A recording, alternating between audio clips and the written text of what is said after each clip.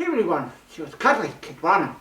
Over the past 2 to 3 years, I have featured many interesting Lion King toys on my show, but what I didn't show you until today is the most common Lion King toy from the past decade, which are these Simba and Nala medium-sized plushies from the Disney store, respectively the Disney parks, and these were sold for almost an entire decade at the parks and the stores, especially in the US, and that's what made them the most common Lion King toys. So back in episode number 109, I have already shown you the small size Simba and Nala plush, and now we are taking a look at the medium sized plushies, which have been much more common. The smaller ones have only been sold at the parks, more or less. These two have been sold at the stores and the parks, and you can see these are two real cuties with embroidered eyes, beautiful face details, that's just the nose, and both have a light smile, and they even got Nala's eyes pretty right, since no plushie manufacturer can ever get Nala right, it seems, but she looks pretty decent. And Simba, of course, is highly movie accurate, as always, from the Disney store plushies, with beautifully embroidered eyes, and you can even see his little hair tuft on top of his head. And check out their bodies.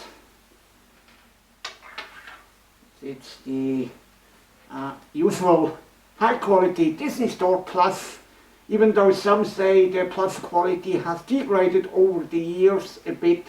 I would still call the Disney store plushies the best quality Disney plushies out there compared to other toy manufacturers.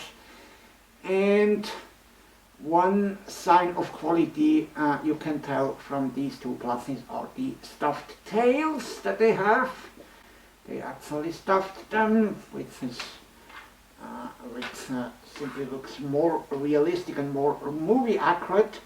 And let's take a look at the bellies of these two cuties, and you can see the difference between them. Nala I actually bought at a Disney store, so she has the Disney store pads on one of her paws, while Simba I bought at Disney World back in 2014, and that also shows on the tags.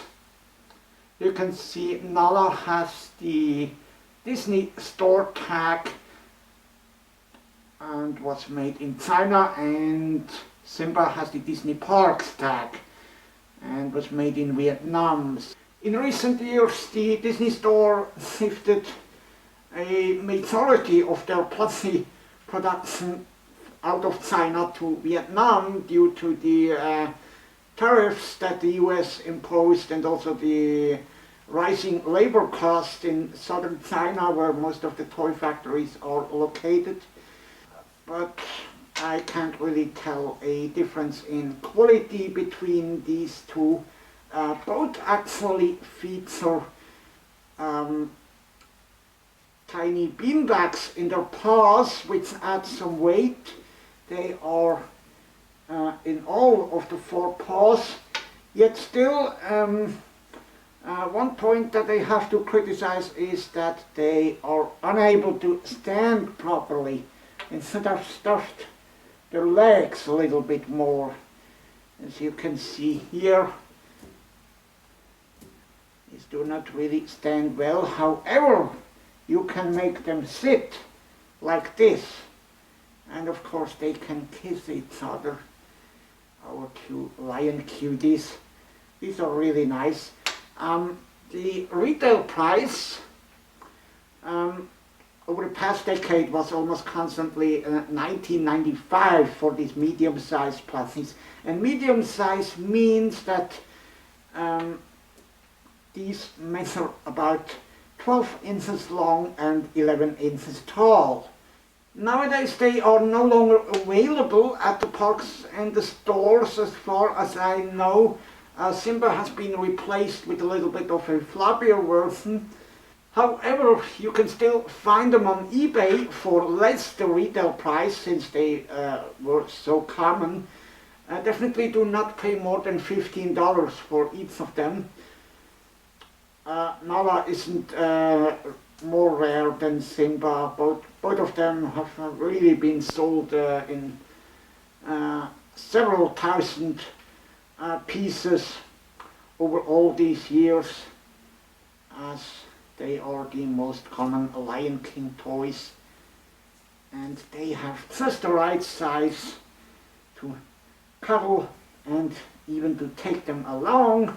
For example, for a Disney trip, what you can do is you can take along Simba and then pose at Disney's Animal Kingdom in front of the Tree of Life and hold him up like Rafiki, like this.